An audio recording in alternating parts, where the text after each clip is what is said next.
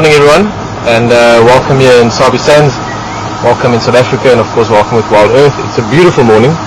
It's not overcast like yesterday, but it's still nice and fresh, obviously still early. We've got some Nyala and Impala behind us. There was one of the Juma vehicles going past, I was waving at. And yeah, I'm very excited. It's my last drive for a while.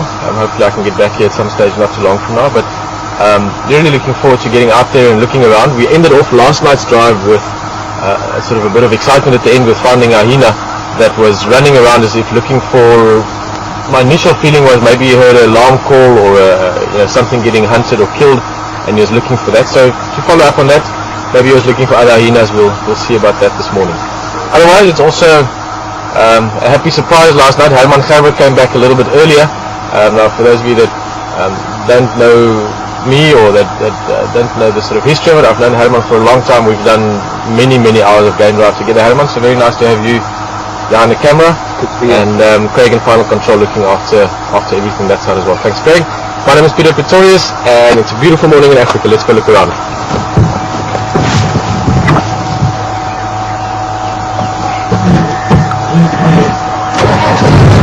Almost tempting just to sit here for a bit. In fact, let's just do 2 minutes here. There's just such a lovely horizon. Those impalas up there, and I'm very keen to cover some ground. I do want to try and see if we can't find leopard this morning. But that is just a stunning setting. Right here by the Wild Earth camp, just behind Voitila Lodge. And as I said, a mixture actually of impala and nyala.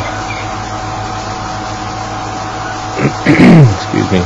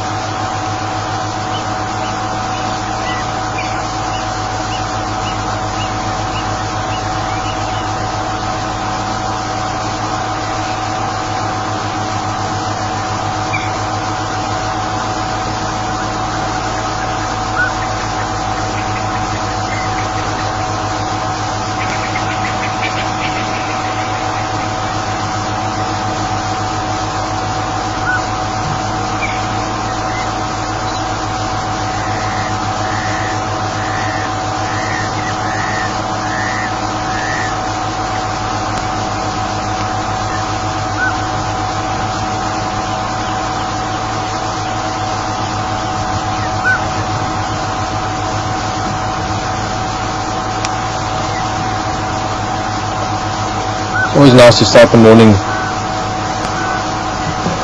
sort of very tranquil like this, the scene in front of us. From camp, as we were about to leave, there was a squirrel making a big noise from close by, but I think it was more likely a snake or something. So there was any cats around, there were any cats around this area last night.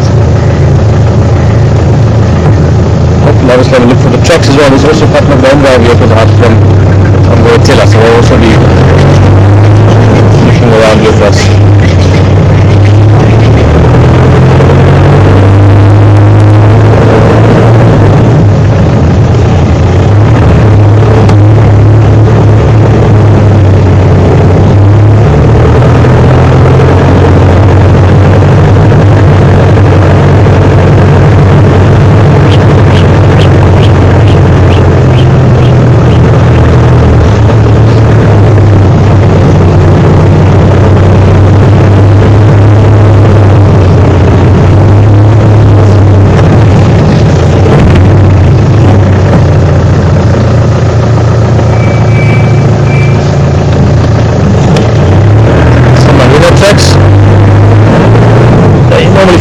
Tracks in many places in the morning, but obviously covering a lot of ground.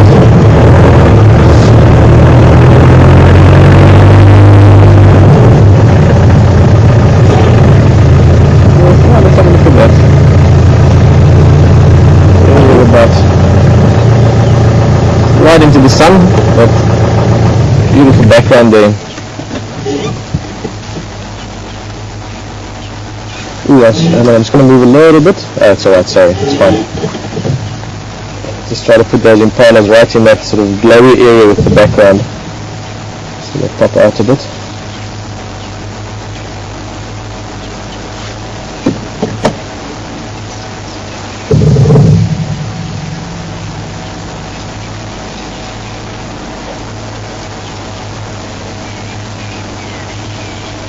Quite a bit of bird life around as well. Red-billed buffalo weavers, starlings, doves. You can hear lots of calling from francolins, Turkey francolin and crested francolins. Typical morning chorus of animals that are happy to be alive.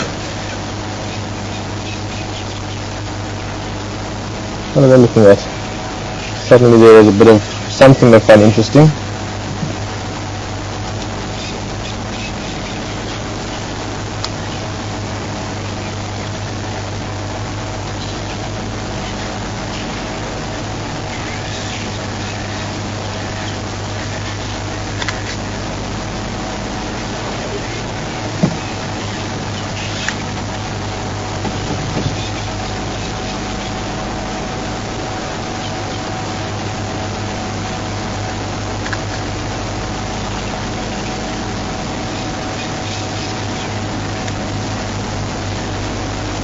Guinea fowl there as well, helmeted guinea fowl.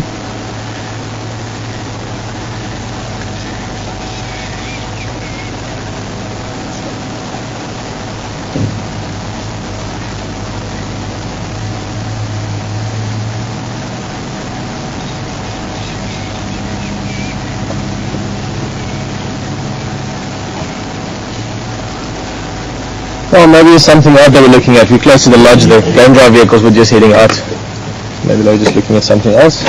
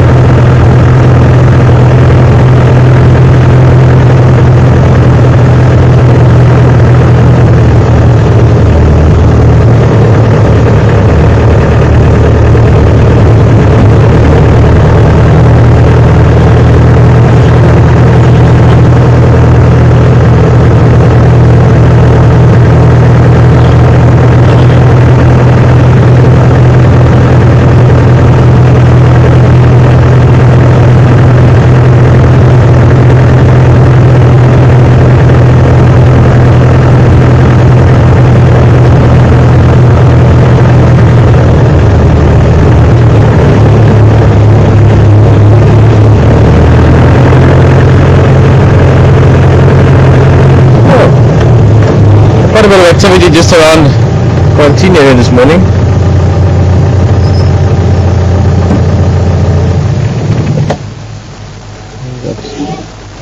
Variety of different sized giraffes here. And just out of interest sake, that table you can see at the background, that's the bushbraai area, or the, let's call it a picnic area that Pieter uses. They set up beautiful dinners here in the evening on occasion for their guests or breakfast.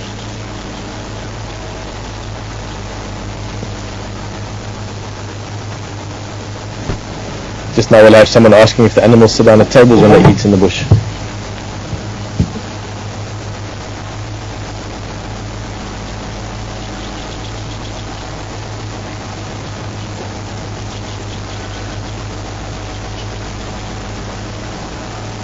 That's a tree that got pushed over by elephants somewhere in the last couple of years, and making those leaves more accessible now to, well, in this case, giraffes. Typically they don't really need trees to be pushed over for them, but these are one of the things when elephants push over bigger trees. Very often those trees will still keep growing, and that way those leaves become accessible to especially your smaller browsers, like let's say impalas or nyalas, kudu.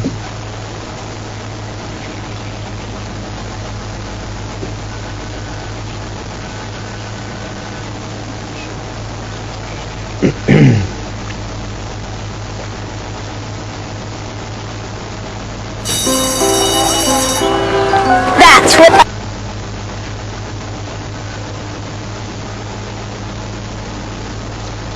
Something Herman was mentioning this morning, and certainly I can see as well, is that the rains that have come in the last week has made a big difference. For someone that had left a week, 10 days, 2 weeks ago, coming back, would notice it very clearly. You can start seeing it in the bush as well. You can see more of the trees becoming sort of light green, that flush of new leaves. Of course the grass also growing, coming out now.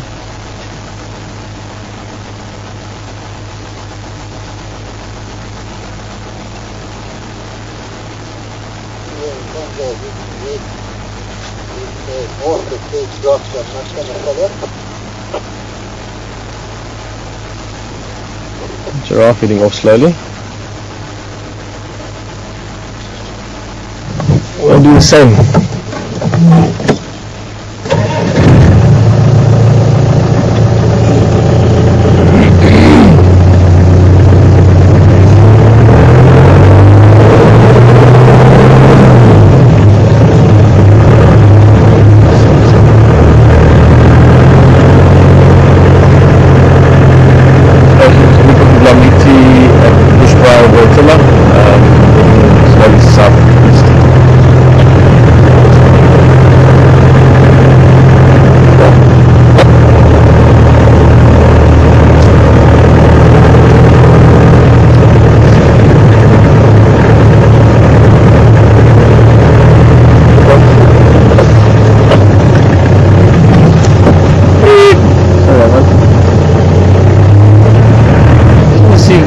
Decides to walk over the road. Ooh, yes, maybe.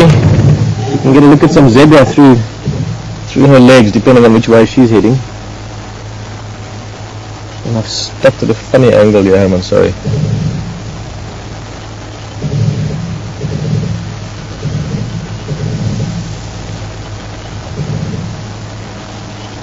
Now, one of those zebras having a bit of a dust bath. You can see it rolling there in the background.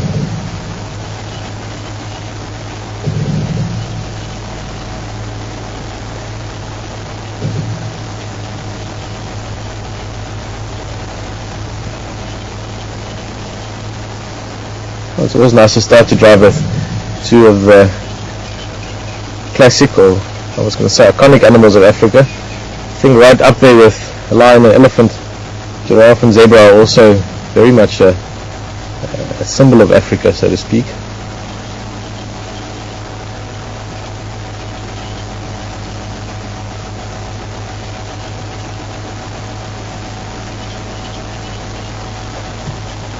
I think let's get a bit closer to these zebras. They're standing nice in the open there, and it seems they're sort of getting ready for the day, so maybe there's a bit of play if we get closer.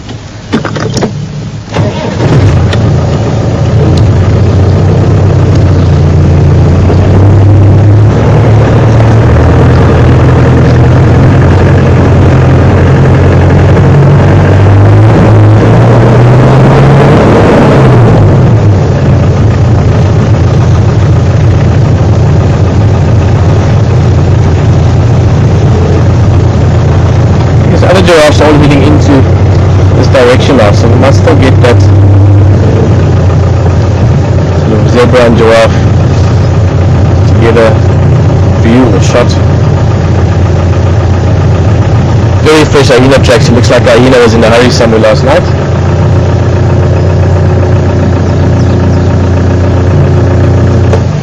Let's see. It's the same group of giraffe we were looking at earlier. They've just sort of come through to this side now.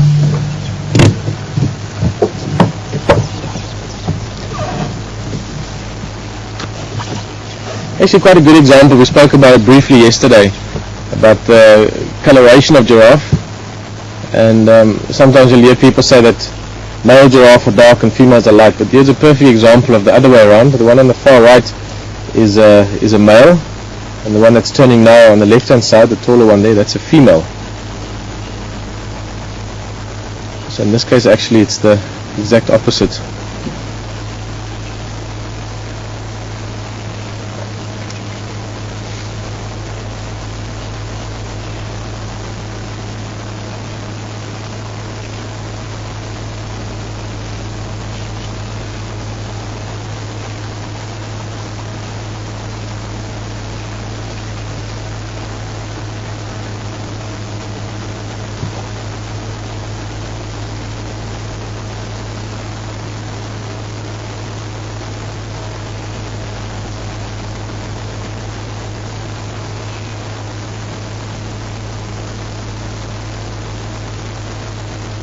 I think if this one's going to have a dust, no, it's going to be grazing. That's where the other one was rolling earlier, and often if there's a nice patch of dusty sand, you'll find a few different zebras rolling in it. Ah, here's the giraffe coming. Young giraffe, which is why the size difference is not that prevalent. Way, zebra through the legs.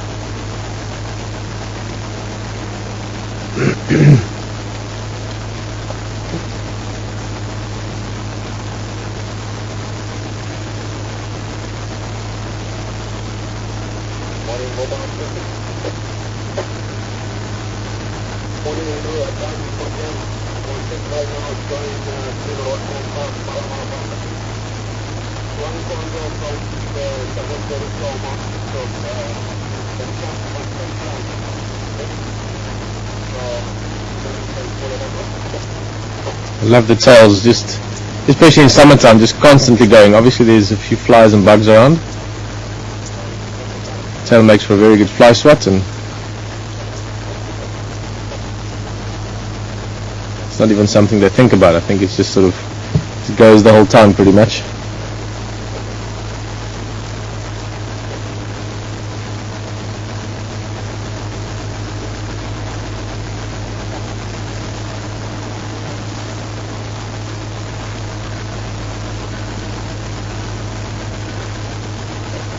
Well, we're surrounded now by, well, not surrounded, but half moon surrounded at least by zebra and giraffe, but I think again we're going to move on a little bit.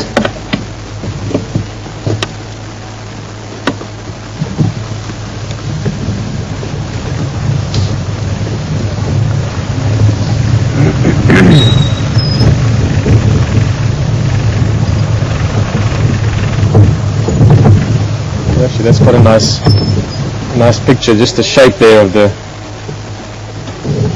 tree and the giraffe. Nice one up front. You look at the beautiful depth there.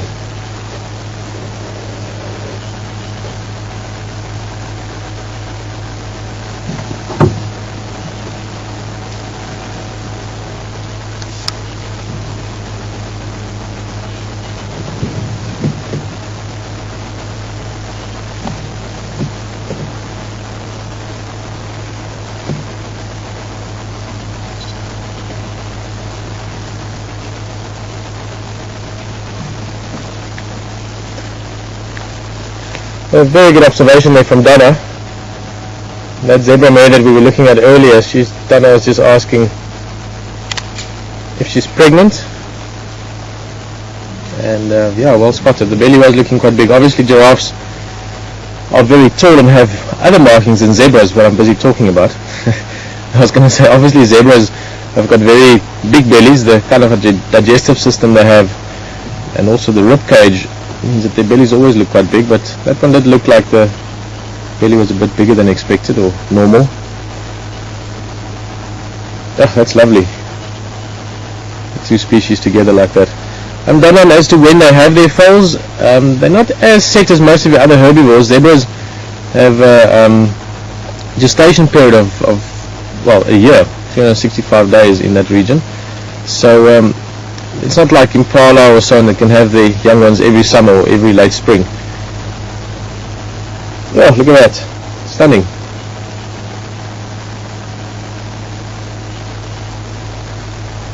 So zebras, even though there's a higher foaling rate in summertime, they can have youngsters other times of the year as well.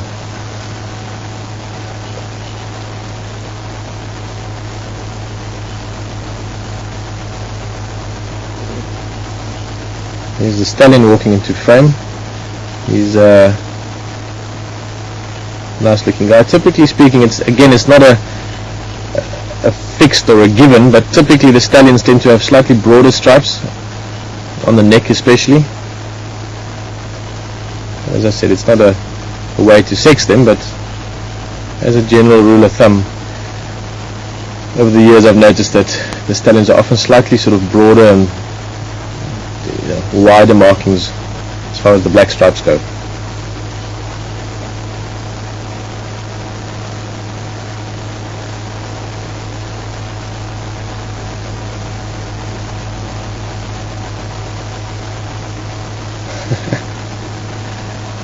Hey, what's going on there?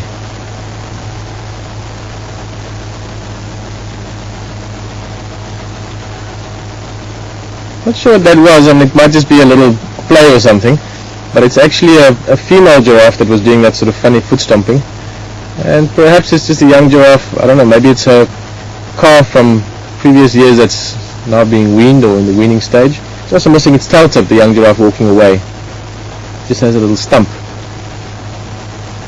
My guess would be from lions maybe grabbing hold of it. With zebra often you find it with stallions, but that's often from other stallions when they fight. In the process they can sometimes bite each other's tails off, but with giraffes it's more likely lion that was holding onto it for a while, and obviously happy for the giraffe, it got away with only its tail tip missing.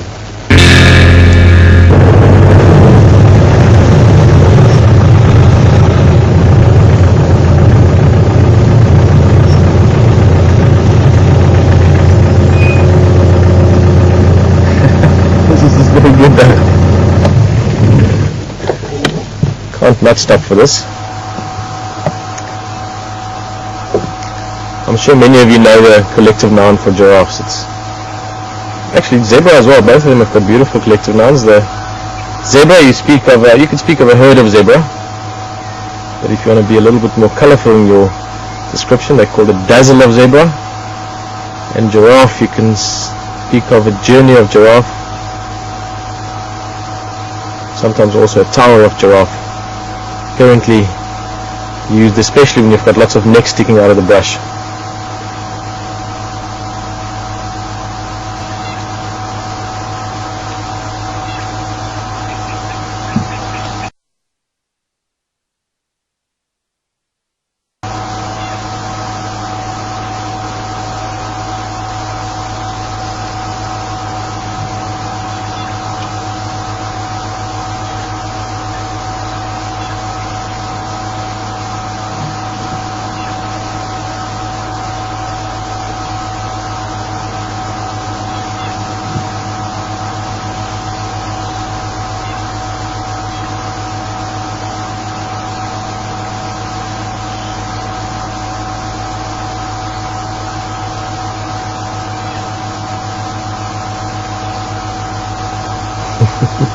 The taller one there is a bit like a naughty teenager. He's obviously getting a bit bigger now, so becoming aware of the fact that he's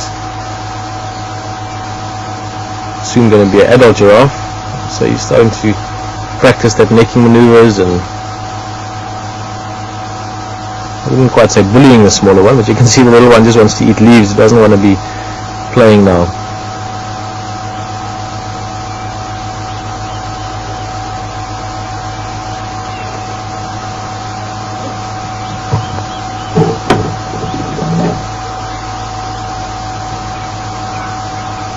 stunning setting. Just look at the sort of background there. Okay, let's roll.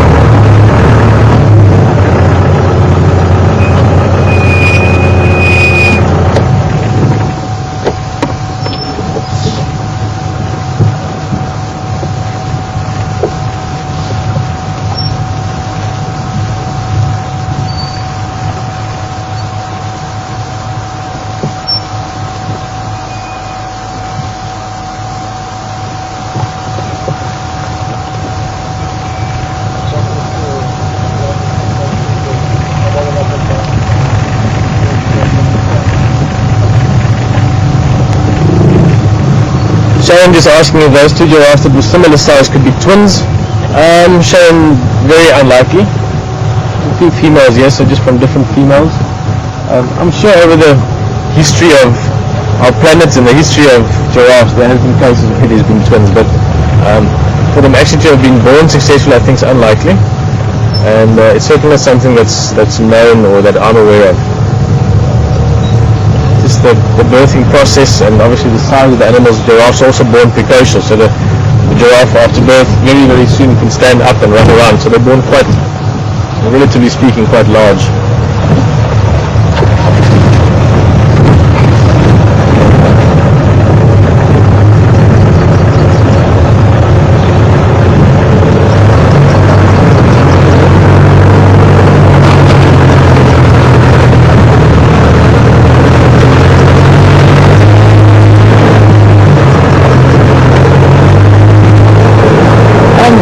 The composition there of that beat, maybe adding into Sharon's question, Jack was just wondering if I think they'd be related, those giraffes. I think some of them certainly could be, but giraffes have got a very, it's got a fluid family structure or social structure. Males move around quite a bit, females even within the herd will change around. It's not a fixed group like you would find. Let's say zebra, for instance, is something different. Zebras have got a very, very fixed and established family unit. But with giraffe, it's quite a mix. So even two calves of similar ages potentially could have different fathers, and potentially the mothers could have been unrelated as well. So yes, some of them would be related, but it's not a given, and it's not necessarily the case that all of them are related genetically. Obviously, socially, there's a bit of a bond in that group, but even that will change slightly over the next days and weeks. The group could split up and move around a little bit.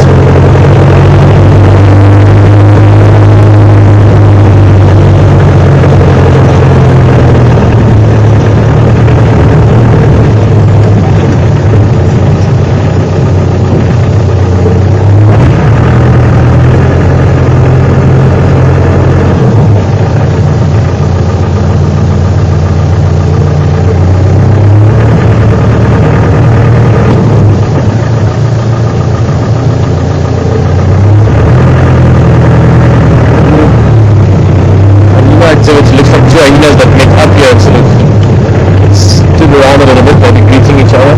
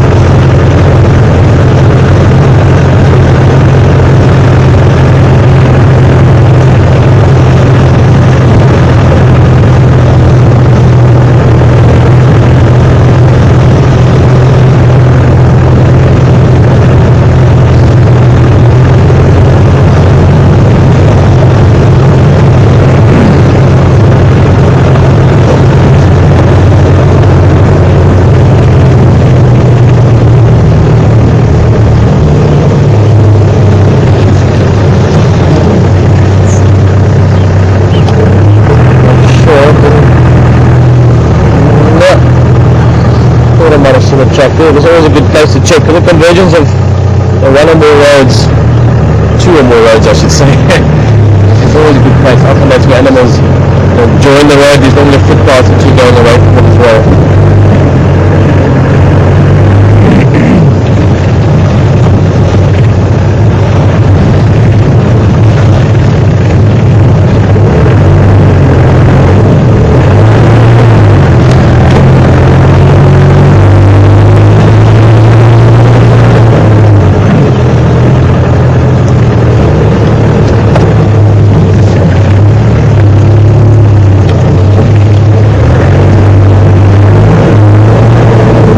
Basically getting closer to where those hyenas, or that one hyena was last night at the end of drive, so I'm going to go look around there a bit.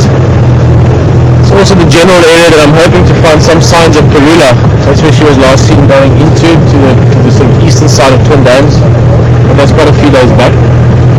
And maybe just to touch on it quickly, but while we're heading in that direction, it seems there were a few people that might have misunderstood yesterday on the drive when I went looking for tracks. I didn't actually think Karula had a den in there. It's just that if she was using that drainage line area, which it's a good area for it, then you'd find some tracks. In other words, you'd be in the vicinity, you'd need some tracks to show you that she's been around. I don't worry about it, obviously misunderstandings can happen, but it's just to see if there has been any activity. Just to start getting an idea of where she might be. And then bingo. There's a track. But it's not that old, maybe last night, sorry, night before last. It's almost certainly Karula's track as well. We're now about a kilometre west of where we were looking yesterday, but only about half a kilometre west of where the hyena was. So, it's one track only. That was actually quite a lucky spot. It's just where she crossed and she stood on a little bit of softer sand. So she did go into this area. So let's see, maybe there is a little bit of life on this wicket. For those of you that know cricket terms.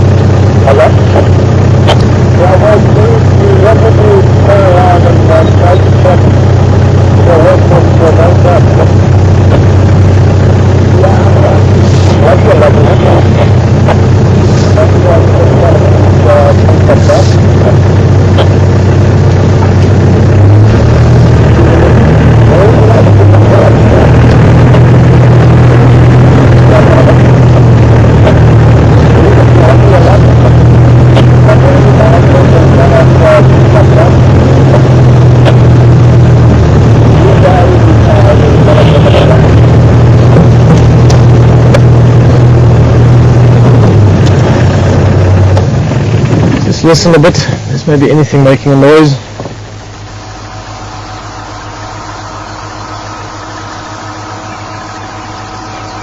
Again, we're next to a little drainage line here, but there's actually another slightly bigger one behind this one. It's sort of a little bit of a maze here. And what we're listening for now is just anything that might be, you know, a sound of alarm, a squirrel or some birds maybe. Doesn't look like it. Nice bird sounds around, but the typical sort of early morning singing rather than alarm calls.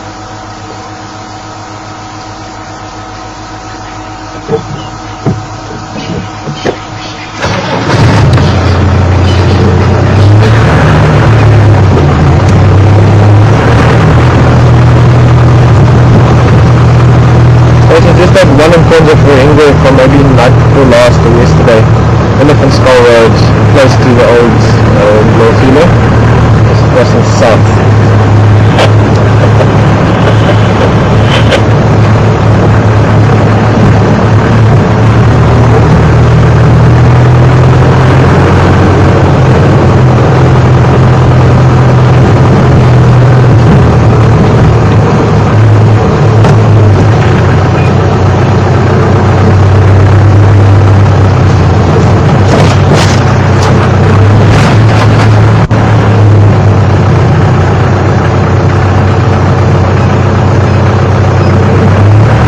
Rhino track here from last night.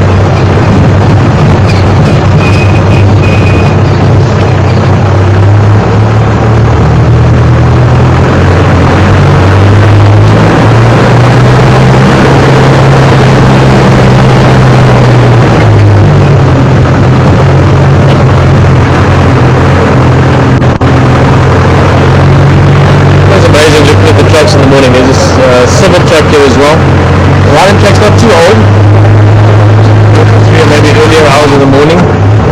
Probably had a drink down at Twin Dams here.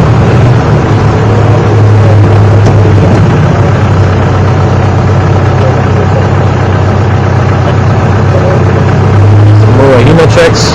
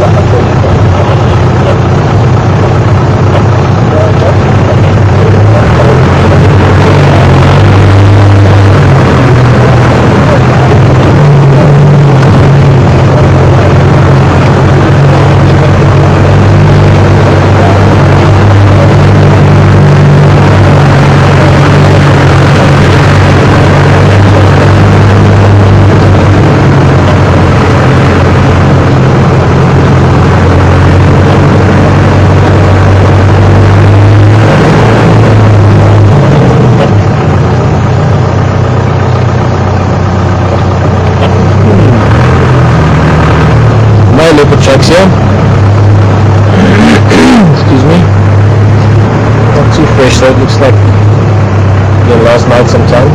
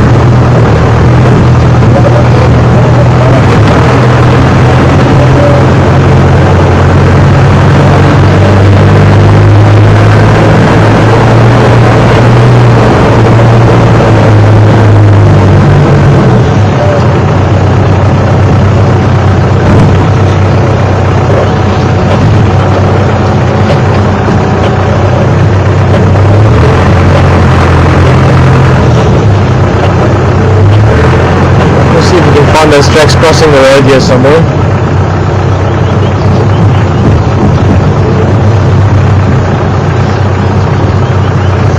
There's also the water pans now, so that's one thing that's changed in the last week.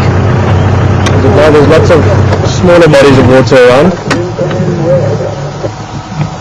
Beautiful place, this is called the Boon Pan.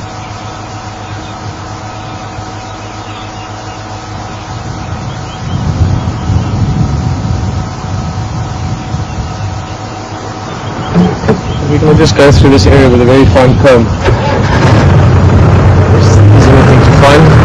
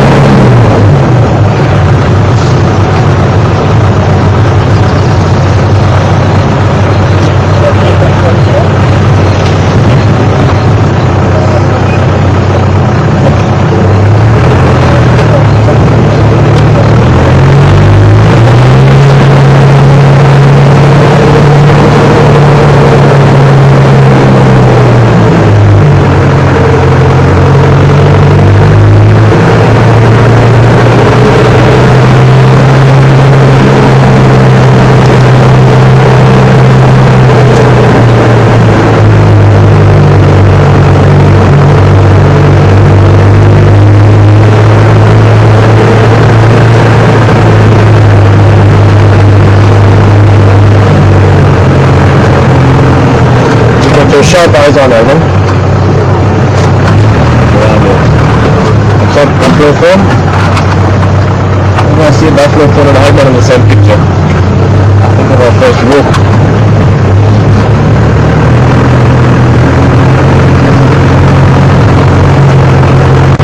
I was actually looking at that picture yesterday. I remember the picture of you with the walking leading the elephants in the back. No, I haven't been thinking about it. It was quite a day.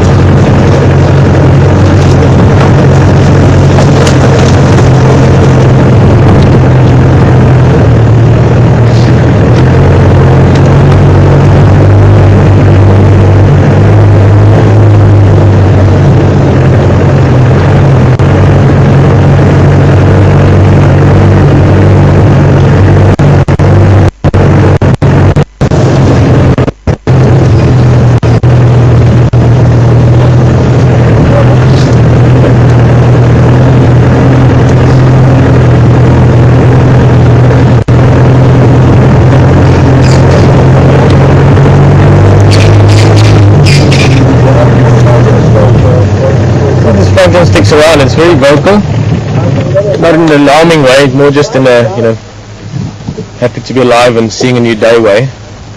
Teach him, teach him, teach him!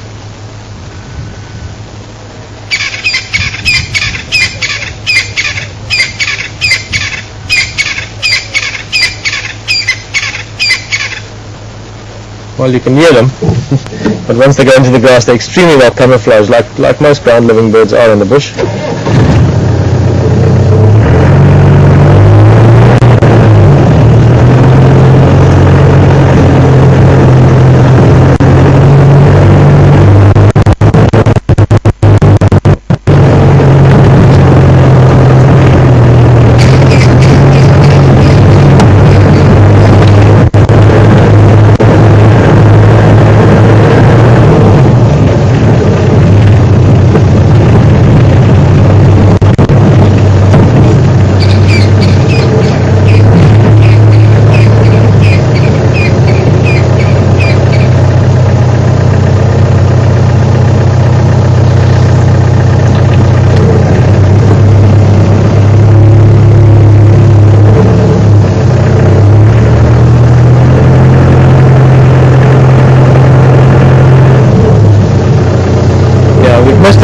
leopard. Just looking at the track there's a bit of a millipede track over it. A couple of insects over it. It's probably last night sometime. Perhaps Ambili or Dan. Too big for a female, so not gorillas. She might still be in the vicinity, I'm hoping. And I keep looking. I didn't get his track actually crossing the Darwin Lane, but he could have crossed somewhere a little bit further east or west. He was walking around here last night. This is where we were looking last night. So he came past. Coincidence really, more than anything else.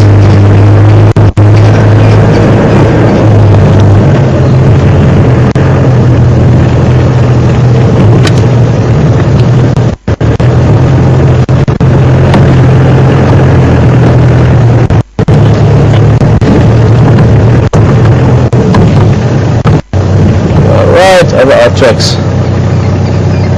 Well, these are smaller ones, these are smaller tracks. Here's small tracks. This is where we came into the riverbed last night. Stations for Madora Ingrid, Twin Dams area in the south, and also Mafazi Ingrid just in the Skomani in Bronzo.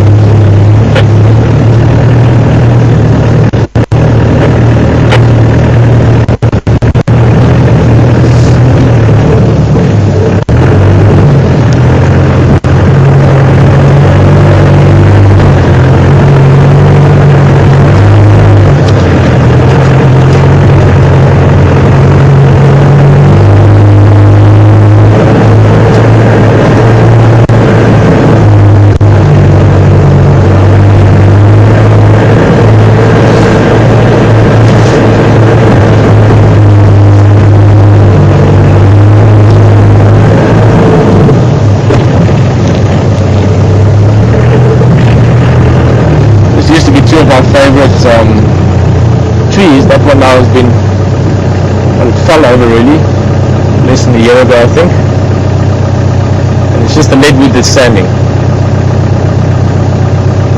Massive tree trunk of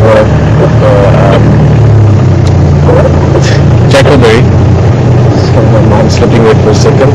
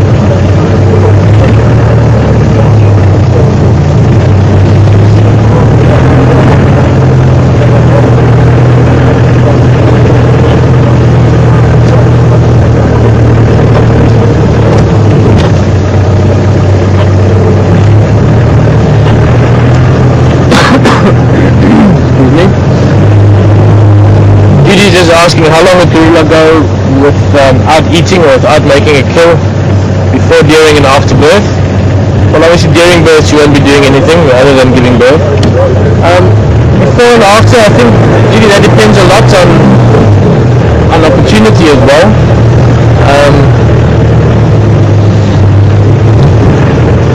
Obviously in the time, directly before giving birth, she's not going to be hunting anything close to where she's going to give birth. And the same probably within the direct time afterwards. I'll come back here just now. There's a bit of a sort of a small track that goes in here. I want to check that as well. Let's just look around the waterhole again. But let's take it on average. Leopards can go quite comfortably 5 days, 7 days, even a bit more than a week without eating. Probably a couple of days before giving birth and a few days after giving birth. So won't be hunting, she won't be needing to eat. She'll have enough reserves and enough energy to just stay with the newborn cubs. And then she'll hunt again. But at the same time, cats, all hunters, are great opportunists. You have to be an opportunist in this environment. And if she was there and she'd just given birth, or she was not far from giving birth, and there was an easy meal, came across a little young scrub hare or a baby impala hiding in the bush, or just something easy, she's not going to say, oh well, it's alright. She'll take that opportunity.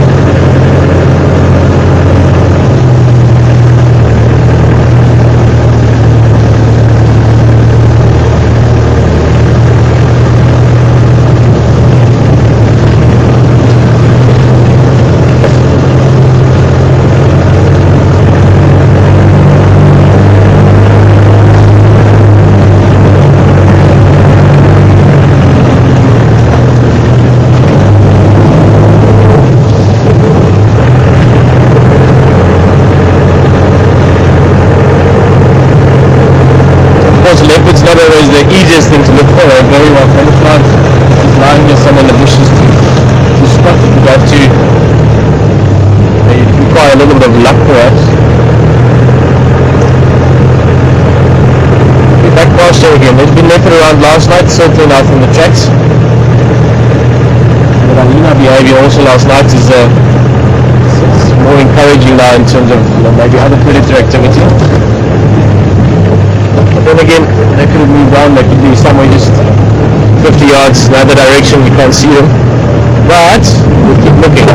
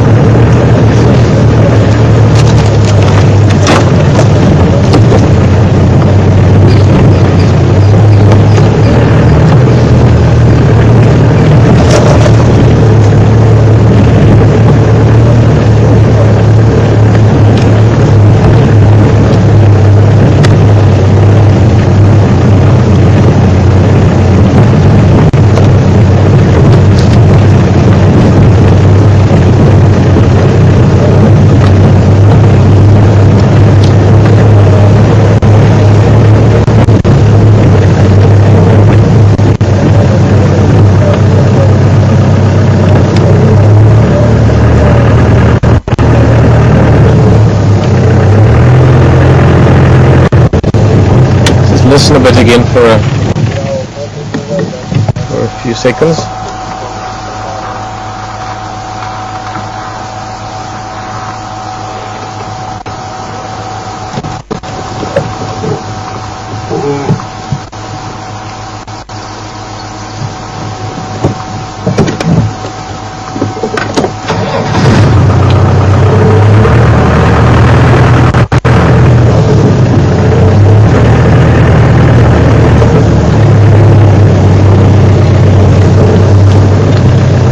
Move a little bit. I'm just going to put further down the drainage line and listen again.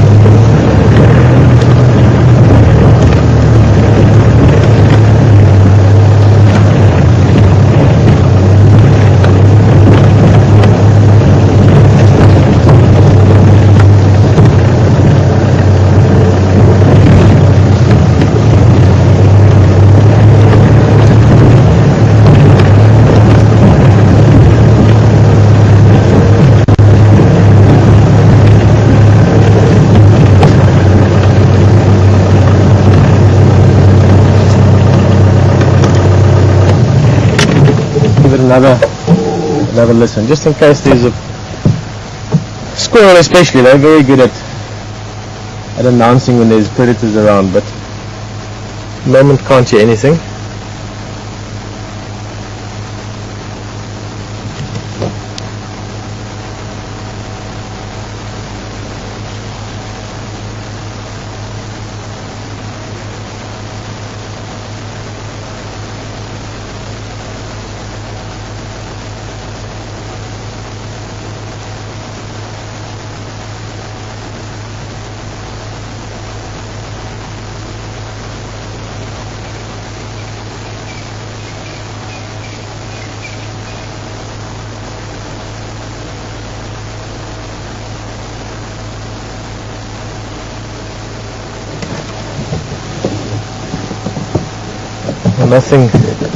Nothing suspicious.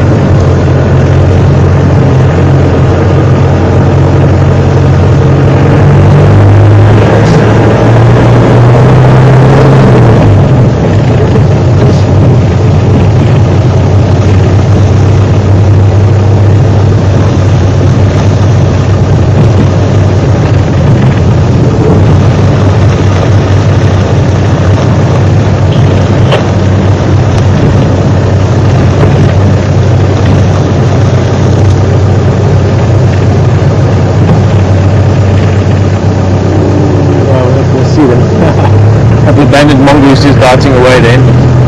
They're typically quite shy around here.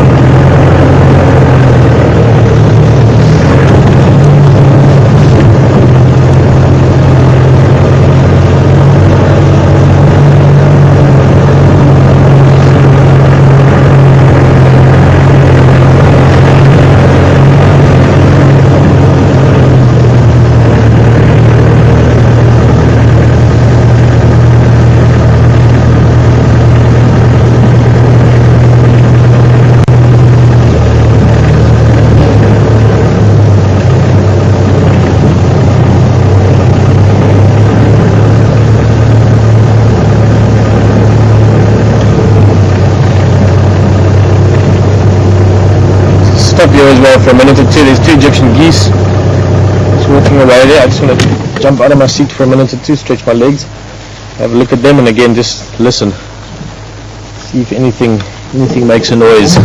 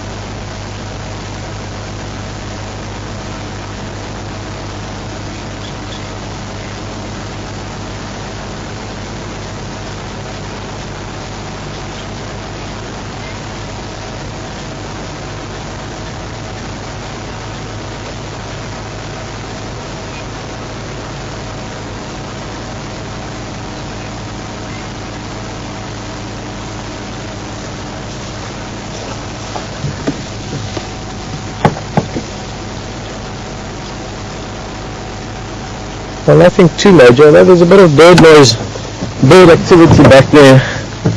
So we'll go have another look in there, down in the riverbed itself.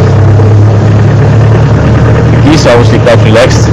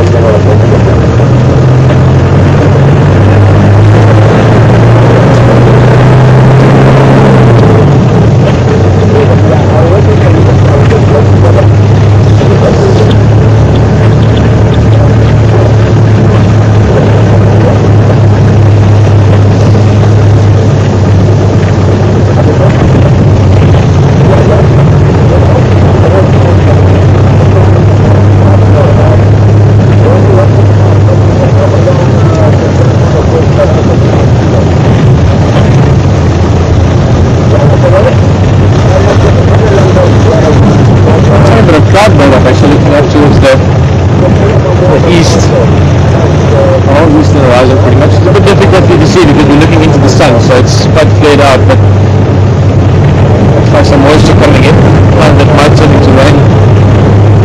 Not this morning, maybe this afternoon.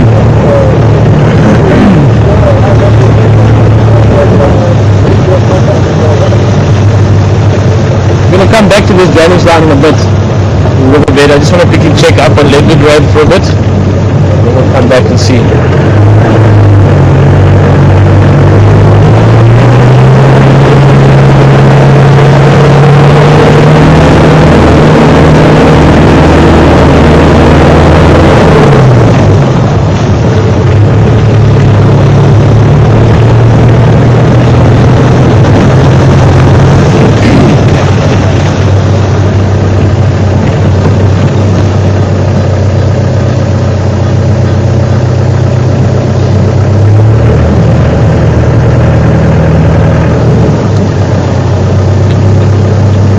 Quite a nice view of the geese, and there's more leopard tracks here.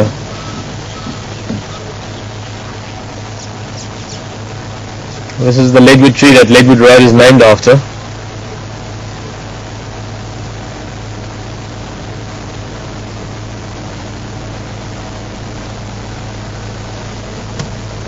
I'll check with the guys quickly regarding these tracks. Over again.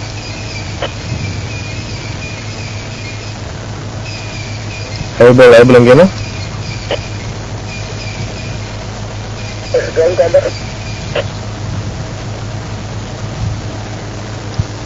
If it was there, was it someone else saying this morning that Ingram Madonna Mafazi Ingram Konzo somewhere Chitwa sound somewhere?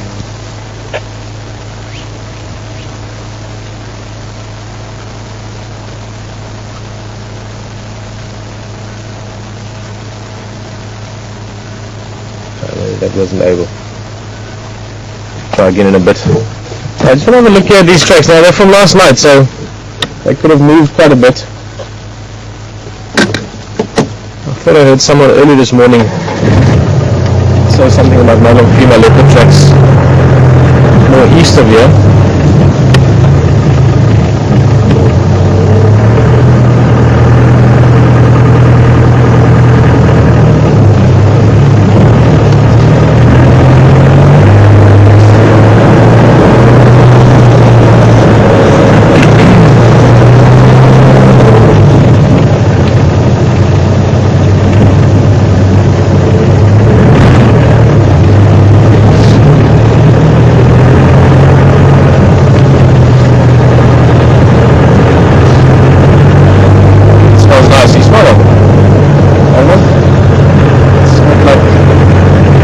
Roses of all things. Just think some of the flower just blooming somewhere.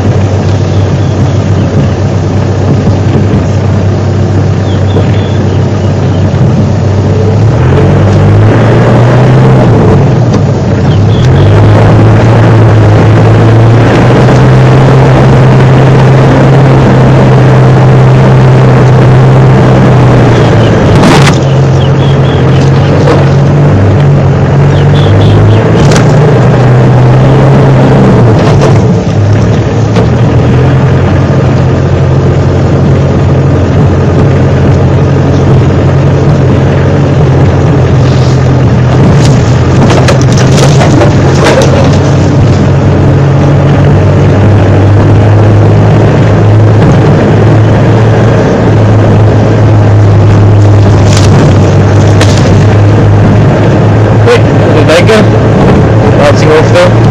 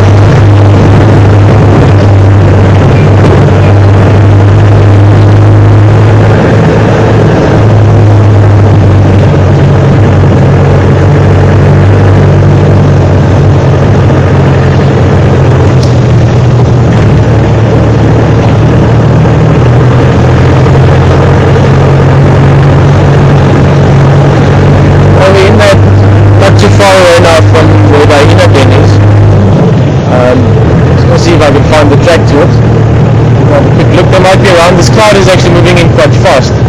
As I was saying, maybe rain this afternoon, but who knows, maybe even later this morning. Who knows, change quickly. Then we're going to come back again. I want to look around more in that area. I'm not convinced that the leopards have left that area, so we'll spend a bit more time around Twin Dams again.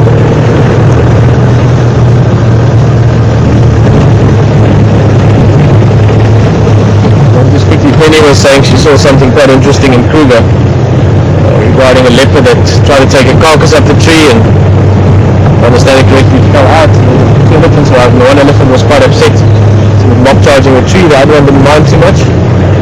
But yeah, it could have been smells around, more likely the smell of the leopard. I'm not quite sure if the leopard was still there. If the leopard was there, then it was just reacting to the leopard more. And probably the smell of the leopard would also play a bigger role.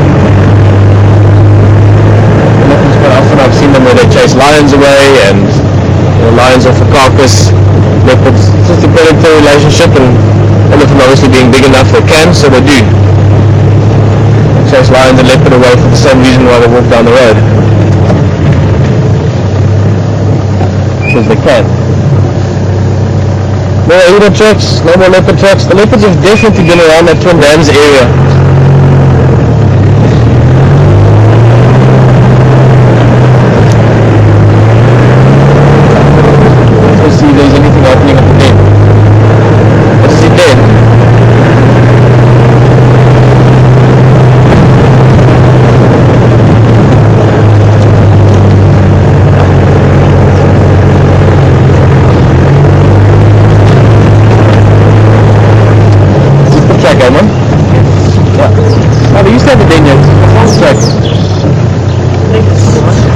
Yeah, sort of right on the edge of the colony.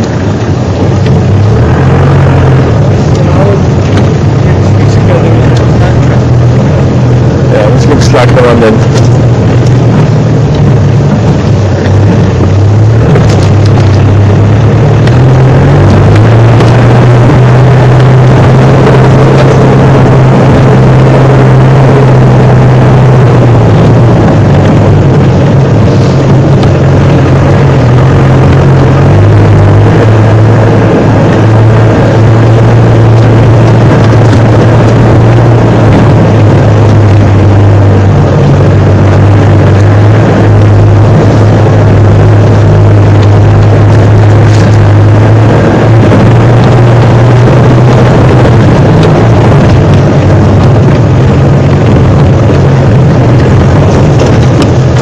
don't see something straight away. This is the bend coming up ahead of us here. I know Abel also didn't see anything yesterday, and we saw some youngsters close to Battery Road, so it's possible they've changed the inside. That's something they do every so often, just to keep it relatively clean when the parasite loads get too high. Take it over.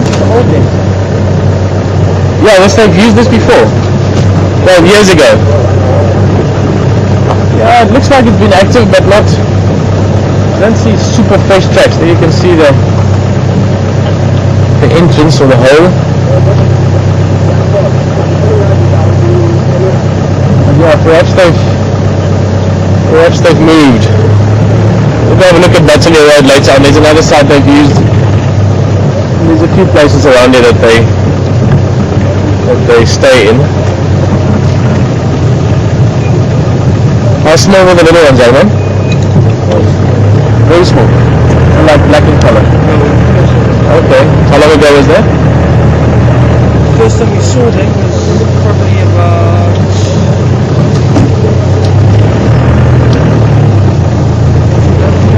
Okay, so when you saw them very small, let's say 2 months. Okay, so yeah, they're big enough then to move in by now, and you saw them first time here? no. Different bin? We saw them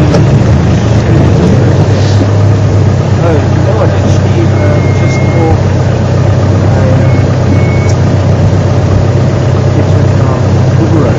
Okay, that bin, yeah, okay. And then do you maybe want to crawl into this, and then I'll stand ready at your feet, and you just wiggle your toes if there's something biting at the other end, and I'll pull you out. Is that okay? It's locked with the camera. Okay, let's just do the camera there so it's locked off, and then maybe just have you got glasses here just for alright, maybe not. Another time.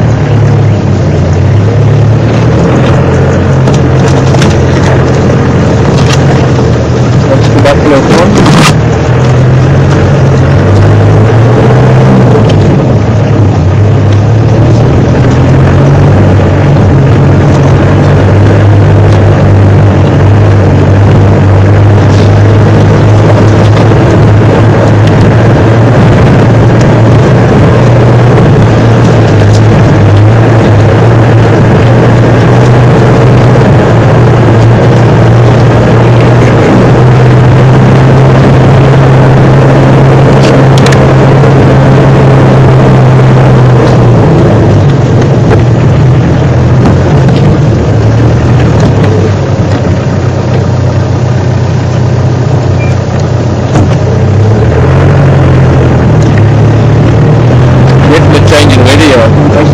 On the start of the drive.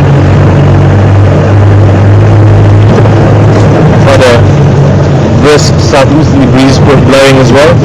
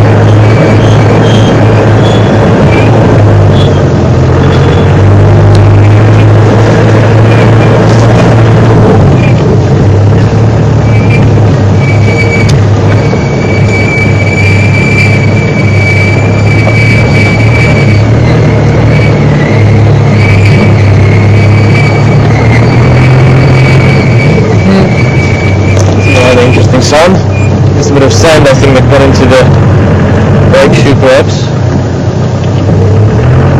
Ganda sand something.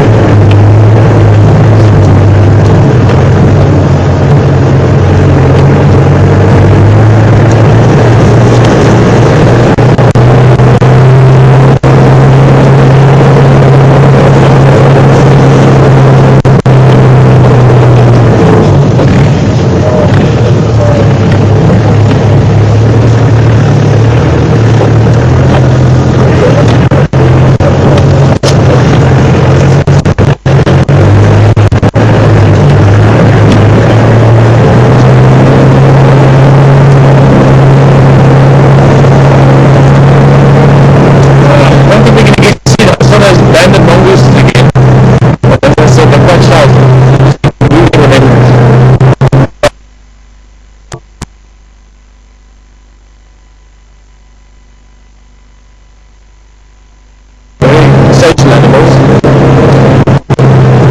These cats basically 5, 10, 20 even.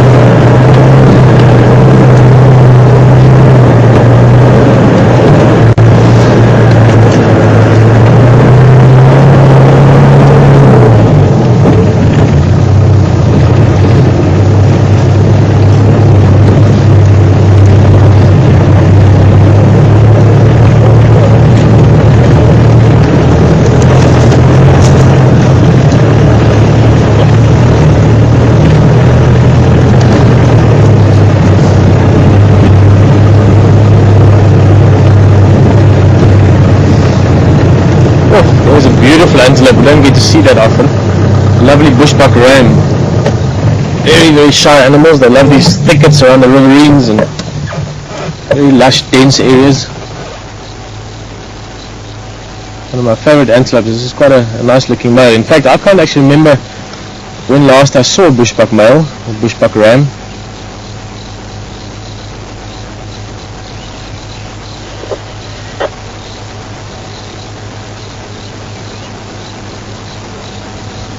Some of you might recognize that they look a little bit similar to Nyala, a little bit smaller and not quite as stripy. In fact, none of the stripes that you see with Nyalas.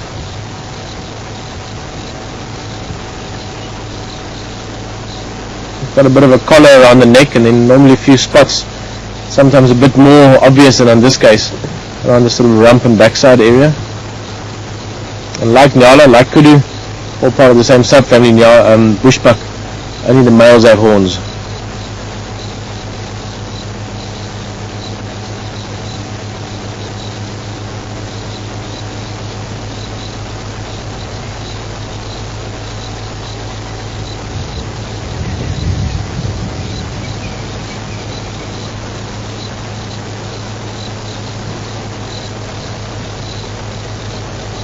This is not something you see every day. Well, certainly not around here. Funny enough, as much as they can be super secretive, you go to some other places and especially where there's camps that have been there for a very long time, bushbuck will actually become quite tame once they have been habituated to let's say people in a camp for generations. But typically speaking, they're not spotted that easily. You can see the kind of setting as well. We luckily have this open sort of path through to it, but that's typically the kind of habitats, if you look around it, that they live in. Beautiful big leadwood trees in the background, russet bush willows off to the right hand side.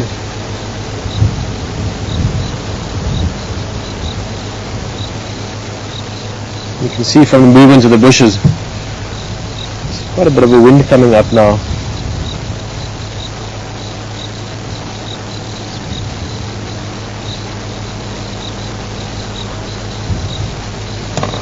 Okay. Beautiful setting. Like it. I like it a lot.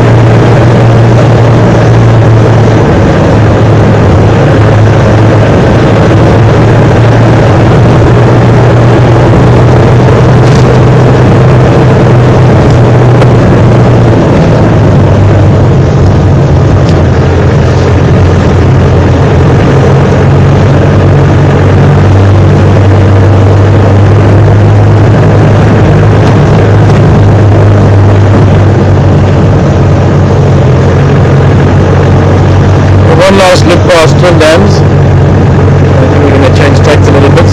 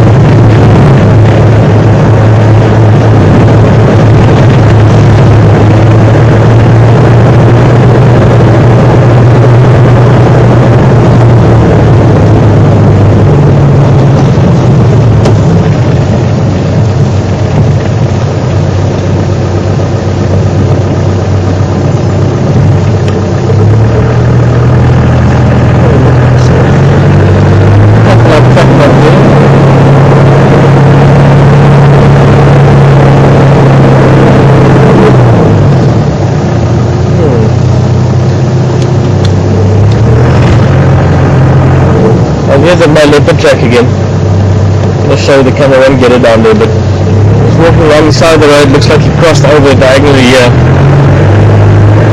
So perhaps he was in a bit of a patrol, which means it could be kilometers from here by now. It's all down the middle of the road. That's last night.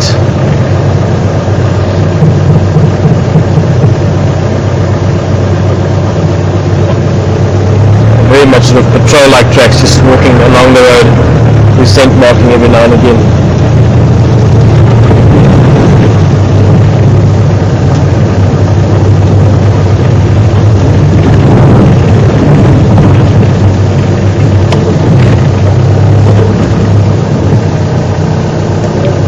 I might be able to get those on them.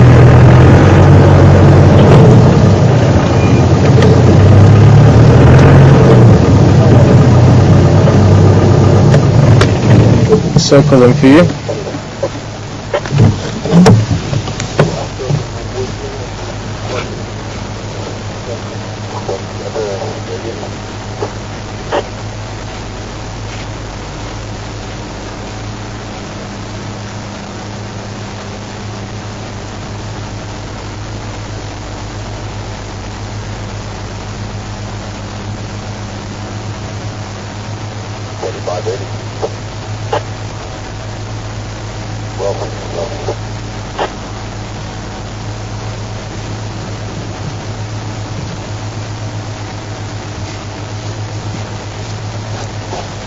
It's actually not too bad. The tracks are going back into Western Garia. Oops, sorry, Herman. Light's a little bit flat to really look at tracks, but they're going back into our area.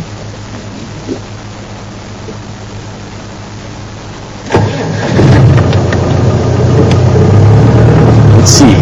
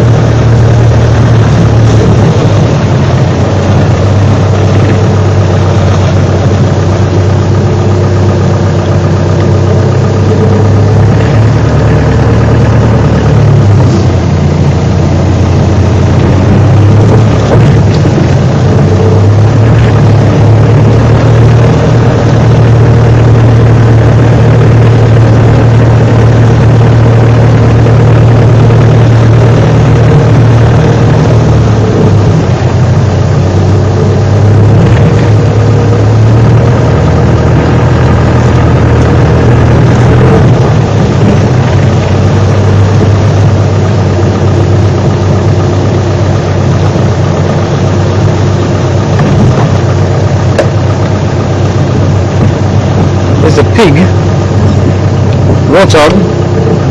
See if we can.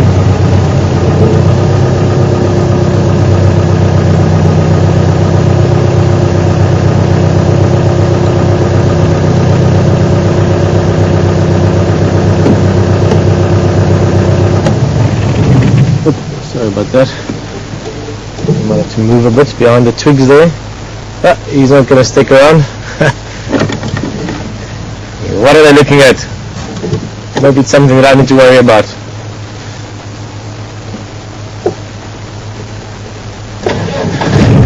Let's see if we can get those spots. We might have a little along the road.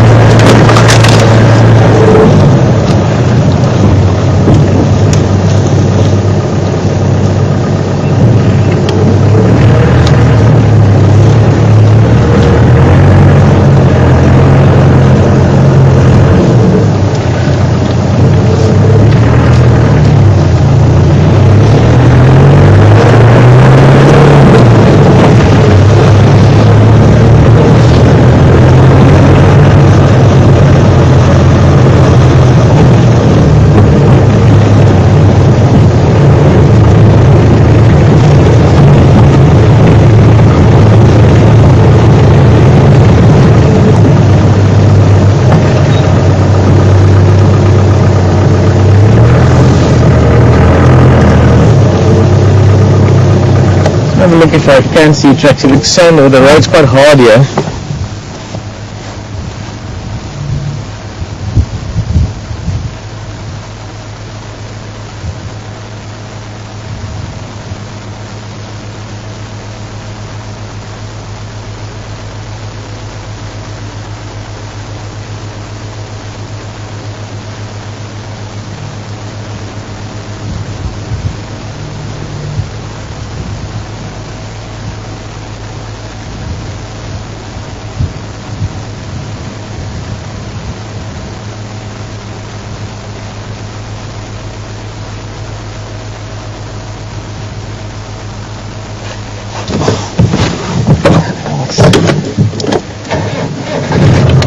Very evasive this morning, these leopards.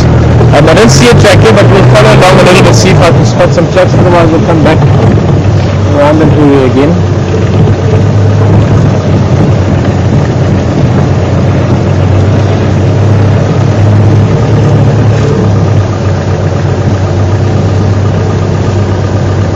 There's also a couple of water pans here, so you might have stuck around the area. Sleeping somewhere now flat in the grass.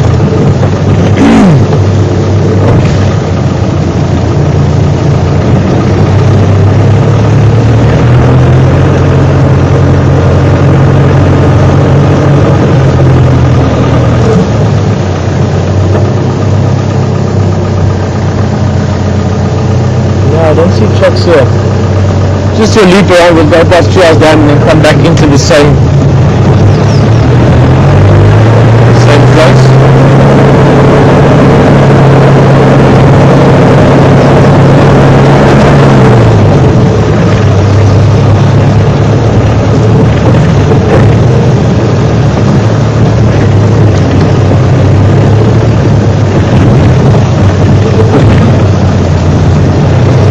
Better yet, we'll circle around Plymouth Cutler and come back around from the western side.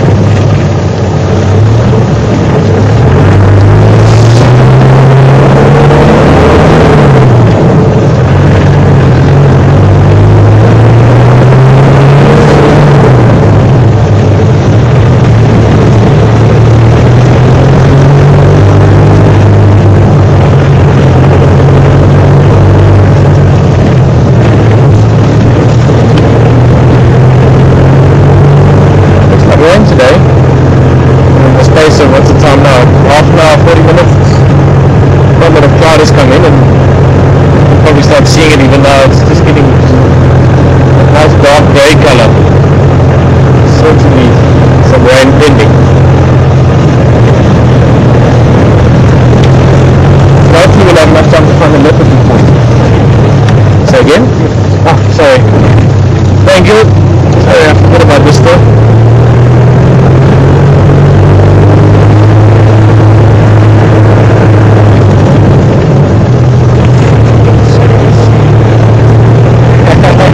Hello, Craig.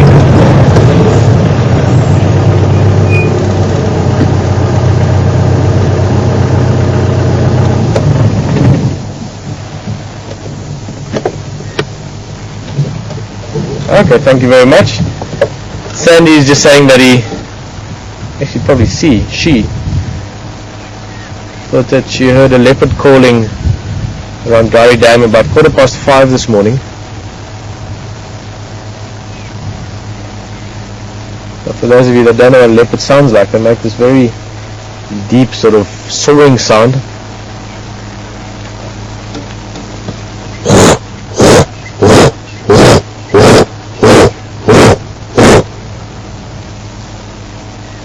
Something like that. And it's normally the territorial males that call, although females also do call. I remember when Karula was sort of in estrus and looking for a male to mate with, which subsequently turned into the two boys, Misha and Duna.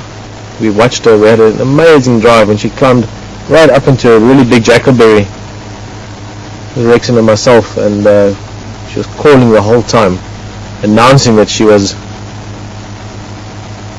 around and looking for a male.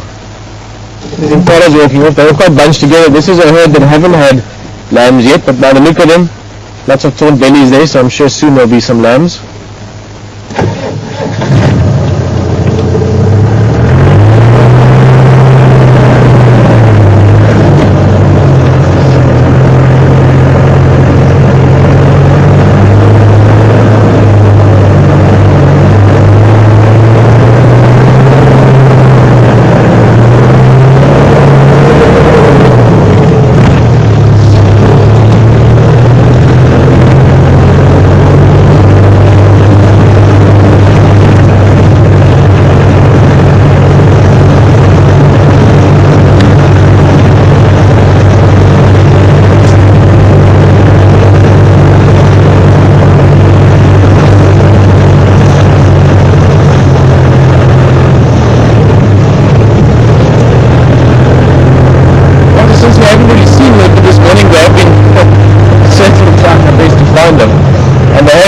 So I'm still holding thumbs, especially now that the weather changing.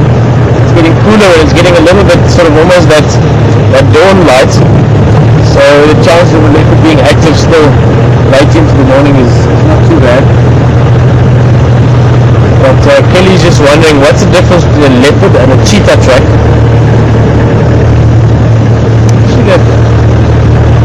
I mean, there's obviously lots of similarities, both being cats. All your cats, whether it's a small house cat or a tiger or a lion, they've got at the back of the foot, so if you have the four toes, the fifth toe obviously is the buccal, which you don't see in the track. So they walk on the four toes, and then the pad as such pushes down. In the track it leaves three very clear lobes at the back, so imagine it sort of like three lobes like that. But with the cheetah, that track is much narrower. Sorry that I'm not looking at you while I'm talking. That could be a leopard anywhere in this area that we're driving through now. And the cheetah just in general has got a much narrower track. And also generally speaking, not always, but generally speaking, you can see the nails in a cheetah track, whereas with the leopard, you never see the nails. Also, a leopard's track is just more sort of plump almost. They rely much more on stalk and pounce hunting, so being really quiet when they move is very important to leopard, whereas cheetahs obviously they stalk as well, but they run down their prey. And then in terms of the size, if you compare the big leopard to a big male cheetah, even a big male leopard's track would be heavier. I mean, a big male can weigh upwards of 70 kilograms, even up to as much as 90 to 500 kilograms for a big male leopard. Those cheetahs don't really get that heavy, 50, 60 kilograms for a very large cheetah.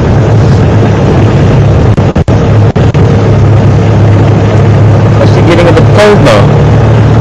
Amazing the weather in the last hour or two. Plus I'm not complaining too much. I'd much rather have this than 40 plus degrees Celsius.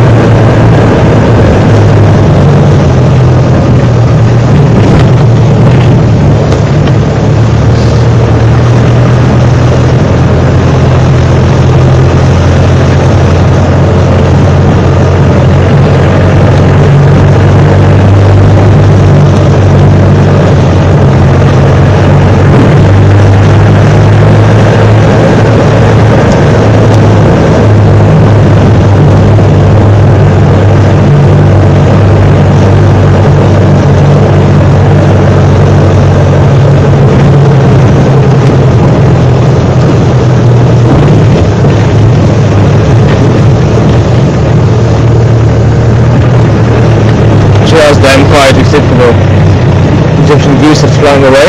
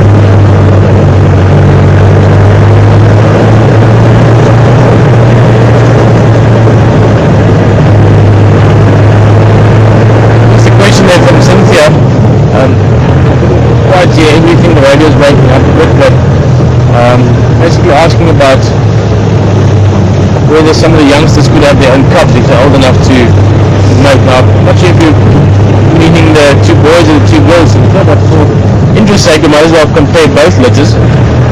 Okay, thanks mate, with two girls, but the difference obviously being old enough to mate and being able to mate could sometimes be different. In the case of the two cubs from our first litter, it's the Sekans in Ghana.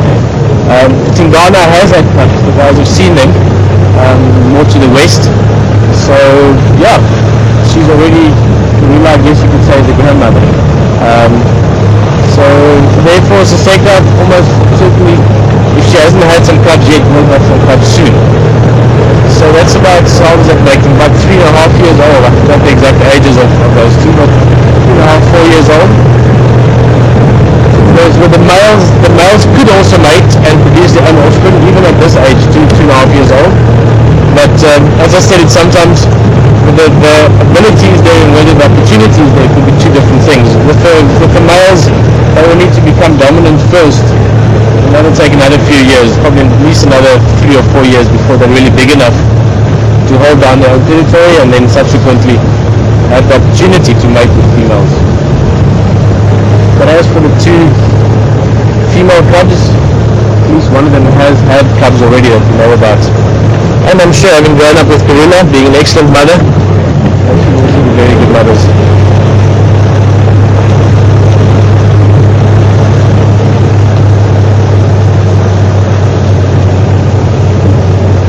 So I have this really strong feeling that I wanted to let it around the areas we've been looking around this morning, but unless we're lucky enough to catch them moving, obviously with it being cooler, it's not impossible that they're moving.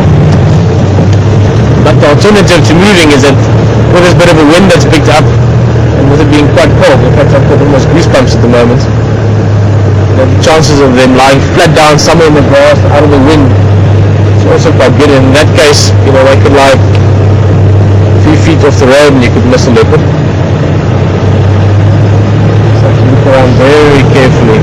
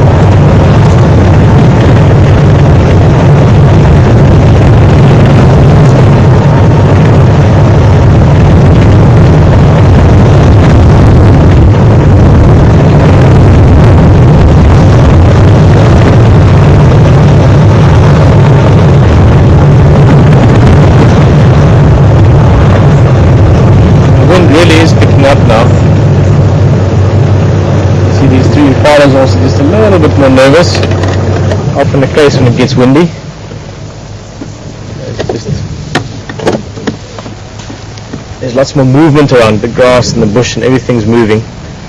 They're looking at something. I think it's guinea fowl actually that they're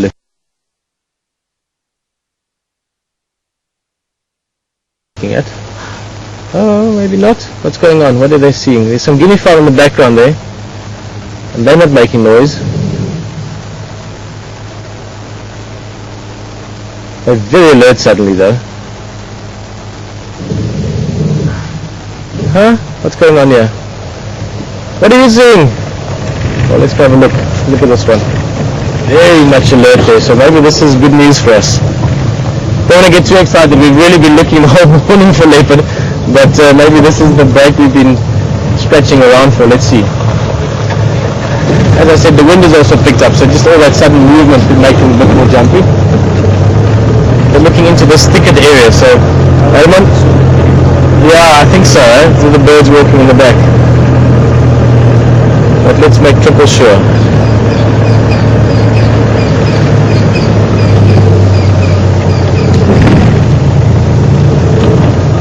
Looking right into where we are now. That's the place we're looking at.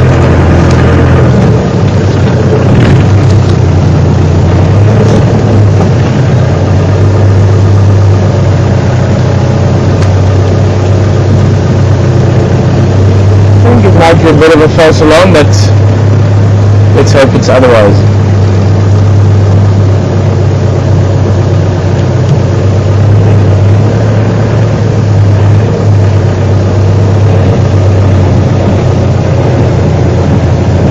And no tracks to speak of, only the bird tracks.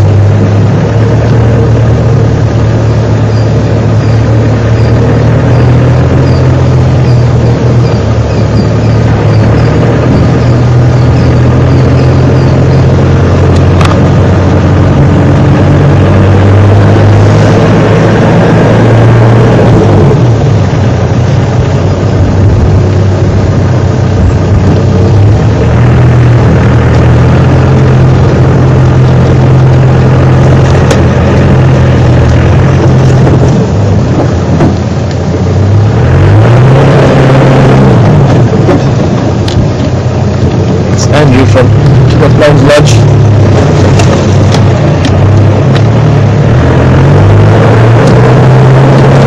Hey, for a minute there I was hoping, it's always exciting when you get, impalas especially, they obviously prey to leopard and to lion.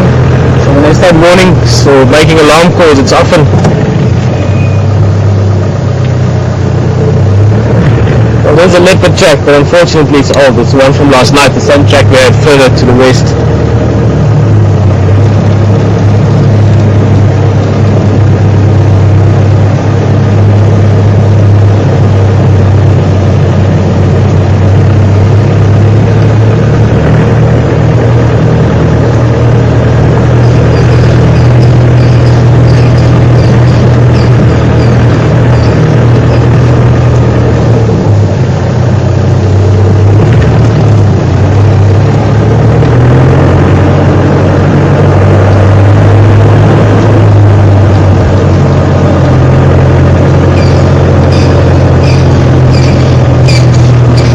Impala are still looking. Franklins are calling, but they're just calling territorially, not in warning.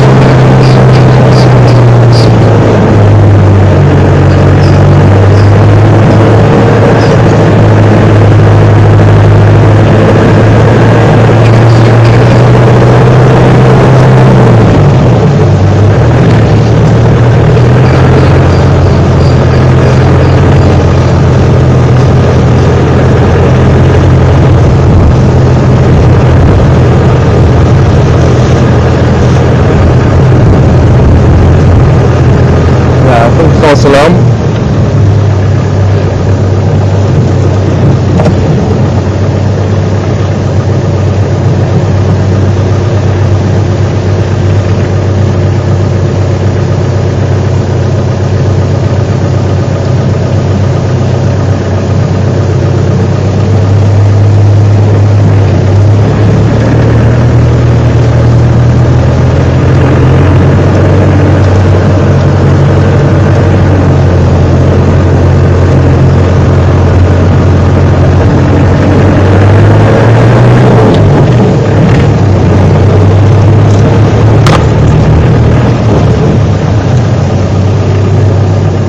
Hey bro, how are you? Good. I told you yesterday about Diego, who's a friend of mine that was heading back for breakfast to the lodge.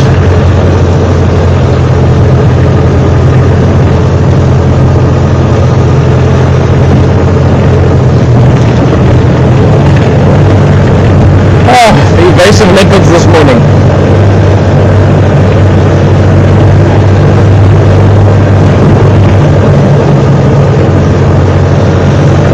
Certainly were on their tracks, if not their tails. We'll have one last swing past Twin Dams, and we'll start making our way back towards camp.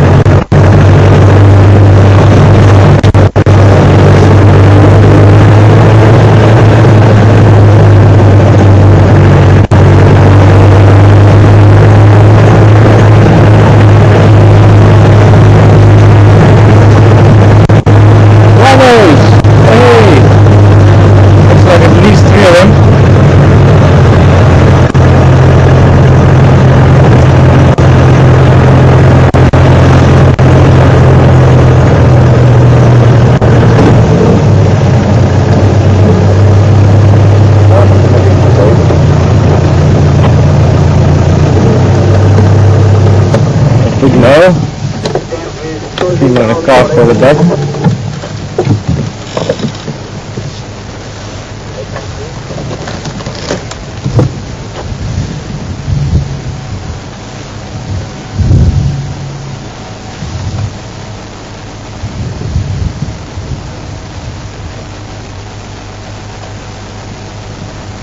Lucky we saw a rhino yesterday as well. Different rhinos from this. This is a big male and then a female and quite a big calf.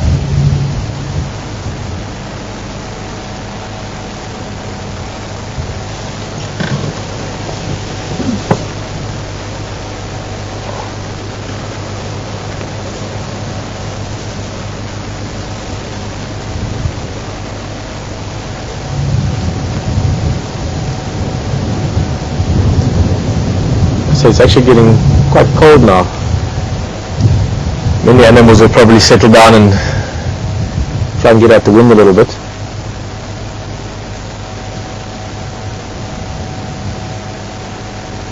As I said earlier, probably some rain later.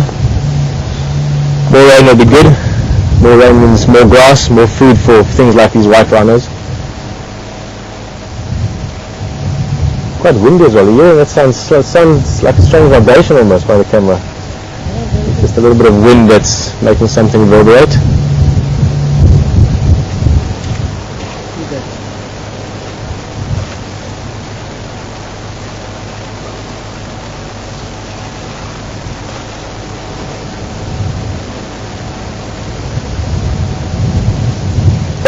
Oh, lovely. He's sort of facing our way a bit now.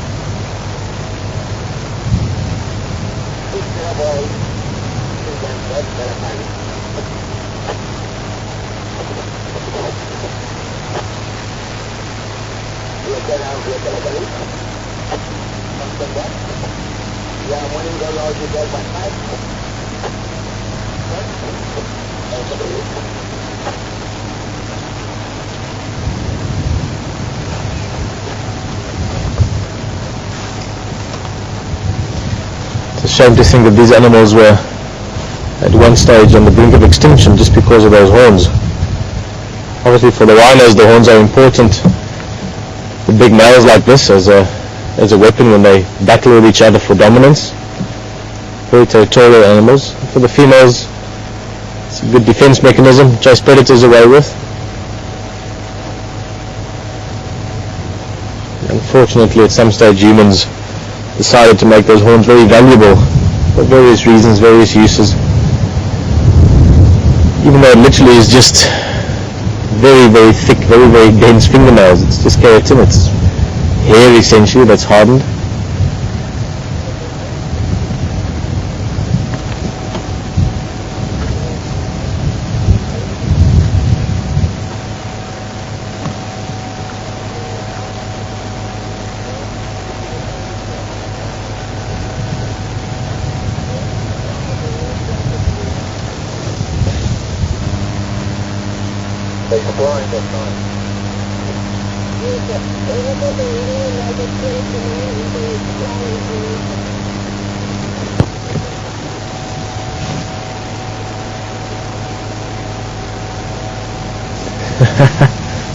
The rhinos don't actually have very good eyesight. Sudden jump there, maybe you heard something or a little twig that moved too suddenly with the wind. Quite good hearing, good smell, but the eyesight up to 30-40 meters, it's not bad, but after that they don't really need to see that much further, I guess. There isn't really anything that threatens them. I mean, occasionally an elephant can hurt or injure one or even kill one. Rhino, obviously, when they fight with other rhinos, there have been cases, the mapojos, in fact, the lions that were so well known around here a year or two ago, they killed a baby rhino once. it was actually seen, so it can happen, but generally speaking they don't really have major threats. I'm disappearing a bit there. Nice little surprise here. See, there's maybe one more in the last few minutes of the drive. Oh, look. The Gundam might be the surprise. Seems the battery's running a bit flat.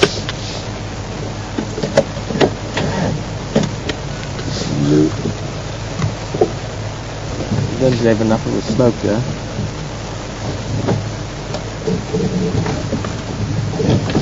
You have to plug these things there, Homer. Yeah. Get us going again.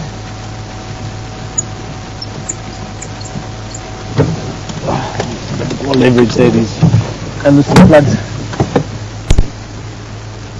There we go. See, everyone's got the neck. Aha! We have car.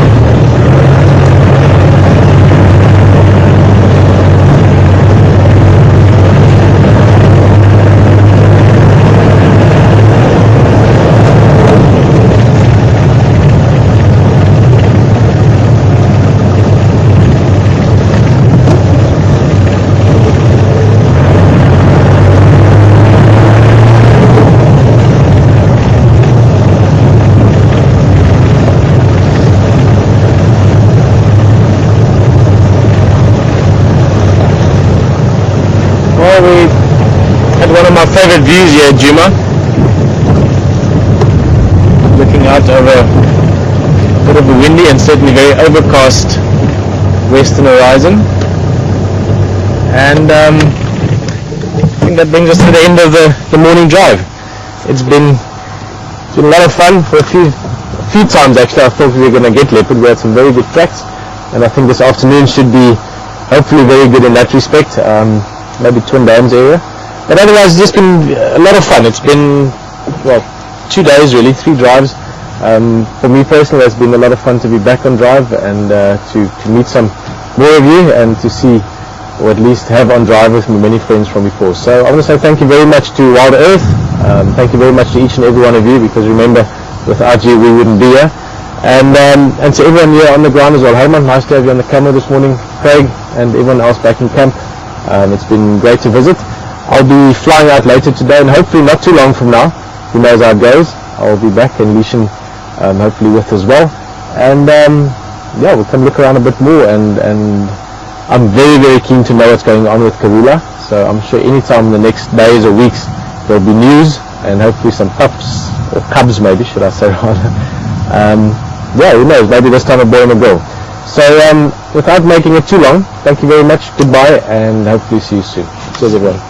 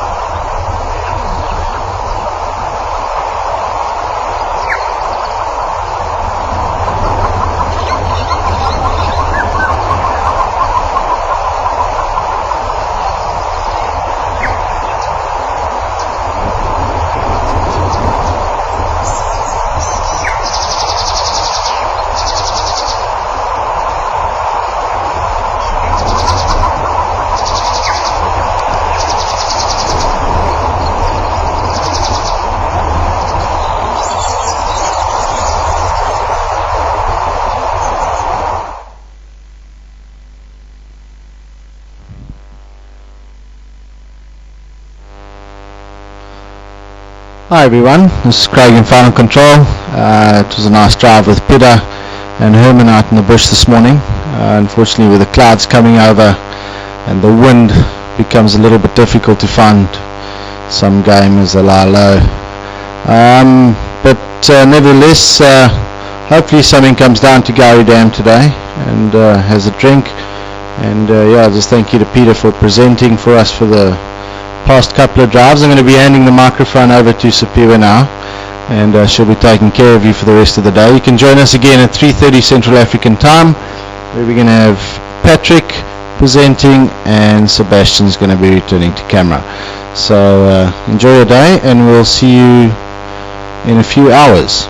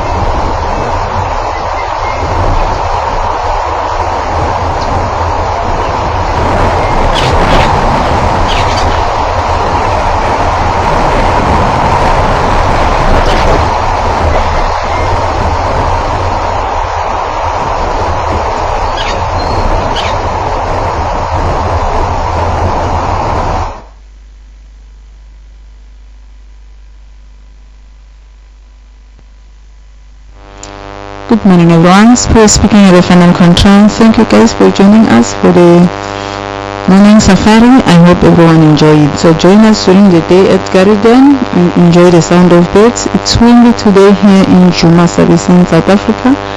So here, stay with us and enjoy the sound of birds. And it's cloudy at the moment, but earlier the sunshine was out, but now it's cloudy. So maybe we are going to receive the rain late, but I'm not promising. So stay with us and enjoy with us. Cheers everyone.